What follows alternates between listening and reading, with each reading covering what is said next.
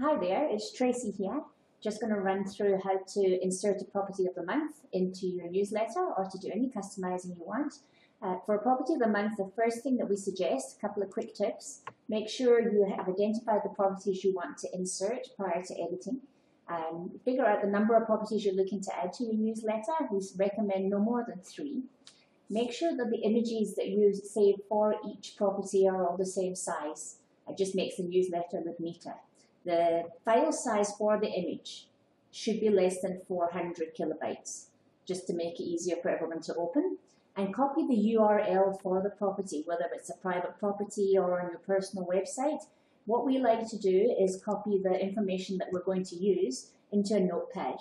So it's quick and accessible, and once we get started with the customizing, then we're not hopping backwards and forwards looking for the information. So the first thing you'll do is go into your Ready to Send account. Under upcoming campaigns, there'll be a list of all the campaigns you can edit. In this case, we're going to be editing your June newsletter.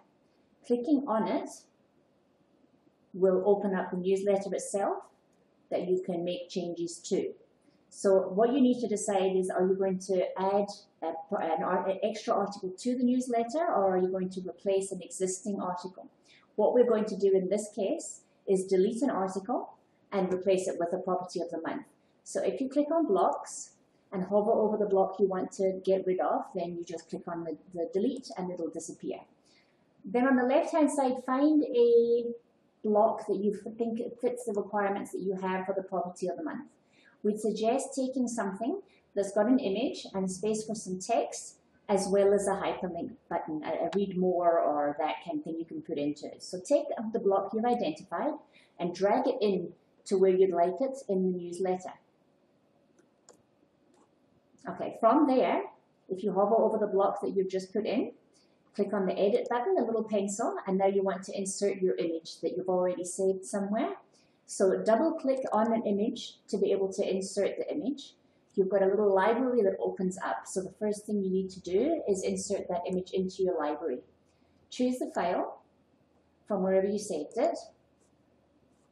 Click open and upload the file into your library.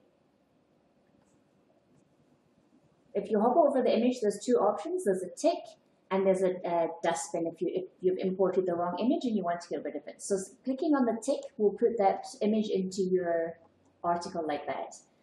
Then the text, to change the text at the top of a block, you can just click on it and type, or you can paste. So we're going to highlight this and we're going to type in property of the month.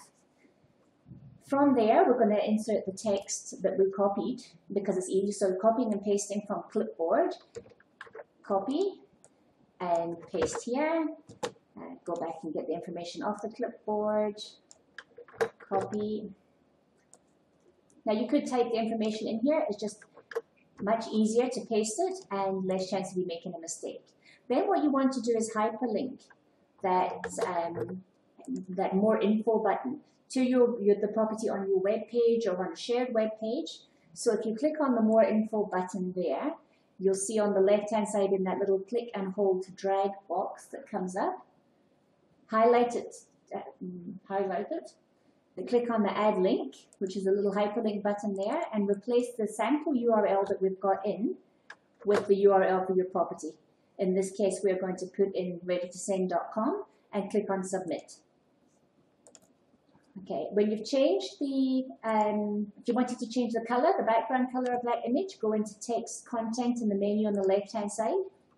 You'll see that you can change the font size, the font family, which will be Arial or Calibri, that kind of thing, the font color, and the background color. So from clicking on it, you can take that little dot in the corner to any color you like and change through the spectrum.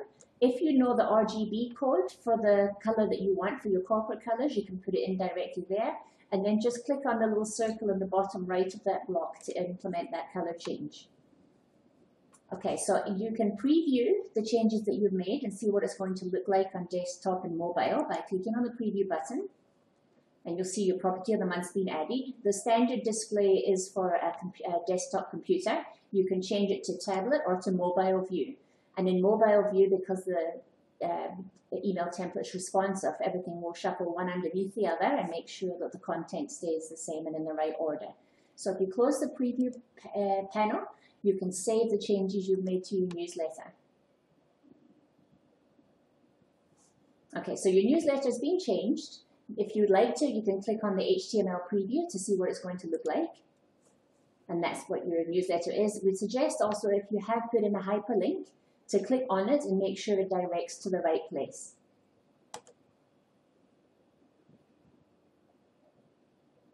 So in this case, it's gone to the readytosend.com website, which is where I told it to go, so we are all happy. The other thing you can do, you'll see this revert to original button on the right-hand side. If you've made changes to your newsletter and you really don't like them, clicking on revert to original will restore the default newsletter into your account, but you will lose all your changes. So if you want to do that, then click on OK. And if you go and look at the content of the newsletter again, campaign reverted to original. So if you go into the content of the newsletter again, then you'll see your property of the month has disappeared and the joke is in it. So I hope that was helpful. Let us know if you have any questions, and I'm going to give you over to Gavin.